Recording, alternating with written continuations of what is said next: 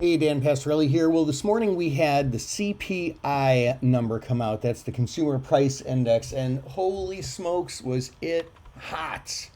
It looks like the Consumer Price Index rose 9.1% from a year earlier, and that's a lot. That's the highest inflation number that I can remember seeing in my days.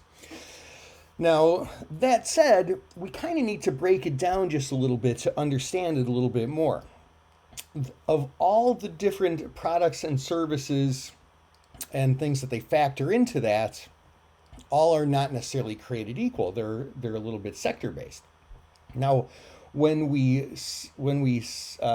remove from that equation the more volatile food and energy components, because as we know, uh, gasoline prices, oil prices, they're very, very high lately, right? When we strip that out, what we call the core CPI is actually only 5.9% higher than a year earlier. So, that said, all sectors are not created equal, kind of a similar theme to what I was talking about in yesterday's video.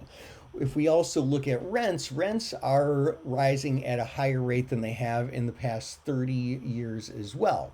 Now, we do know one thing for sure. We do know that across the board, prices have been rising, but again, not so much equally. So we need to really think a little bit about why some of these things are happening, and it really all stems from supply chain issues that were caused by the pandemic when it started, and a lot of them just never really ended up catching up, right?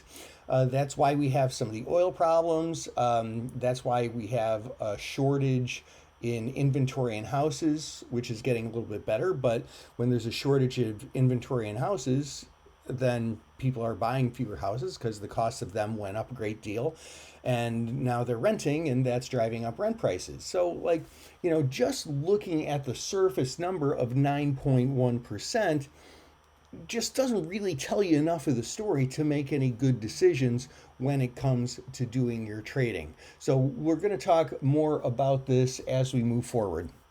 That said, one of the things that we're going to be looking at moving forward is earnings of some of these individual companies, because that's going to tell us which companies are able to survive through this inflationary period where component input prices are going up, which include everything from buying the components they need to assemble products to the cost of labor.